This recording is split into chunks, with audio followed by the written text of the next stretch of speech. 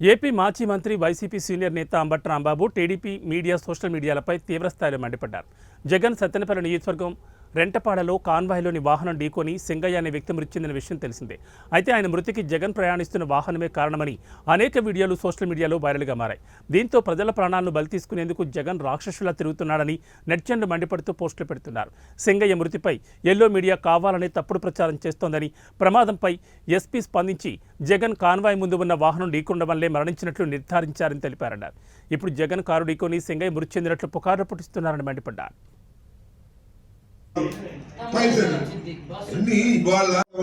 రో పార్టీ అత్యంత ప్రజాదరణ కలిగిన మాజీ ముఖ్యమంత్రి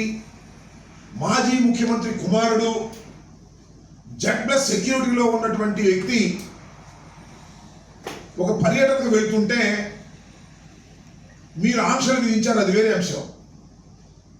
కనీసం జగన్మోహన్ రెడ్డి గారి చుట్టూ ఉండవలసినటువంటి రో పార్టీ కానీ జగన్మోహన్ రెడ్డి గారికి ఇచ్చినటువంటి ఆయన అమ్మటం ఉన్న సెక్యూరిటీ తప్ప ఒక్క కానిస్టేబుల్ కూడా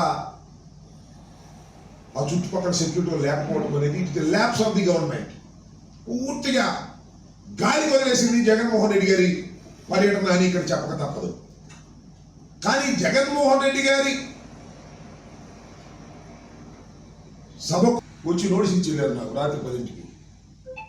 అనేక మంది మీద, పల్నాడులో ఉన్నటువంటి వైఎస్ఆర్ కాంగ్రెస్ పార్టీ నాయకుల మీద, సుధీర్ భార్గవ్ రెడ్డి మీద కేసు పెట్టారు, గోపిరెడ్డి గారి మీద కేసు పెట్టారు.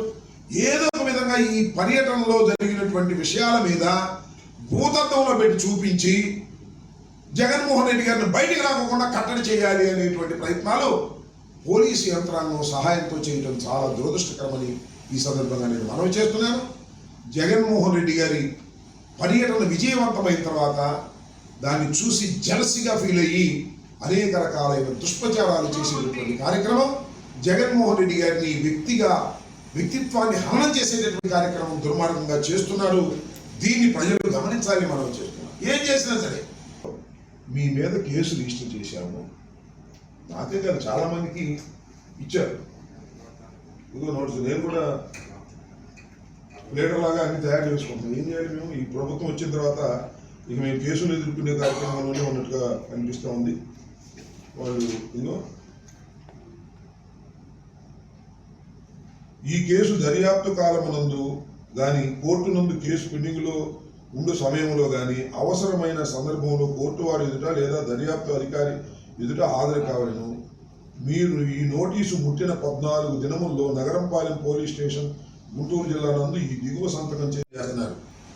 సింగయ్యను బలి తీసుకున్న జగన్ వాహనం. నాకు అర్థం కాదు. It's an accident. ఆయన చనిపోయిన మాట వాస్తవం. పోస్ట్ మార్టం చేశారు. యాక్సిడెంట్ జరిగింది. ఏ బండి కింద పడ్డాడో అంటే ఎస్పీ గారు చెప్పాడు, పలానా బండి కింద పడ్డాడు అని, పలానా బండి కొట్టింది అని చెప్పారు. మరి బలి ఏంటి? ఇంటెన్షనల్గా చేసేది బలి. ప్రమాదం బలి ఎట్లా అవుతుంది?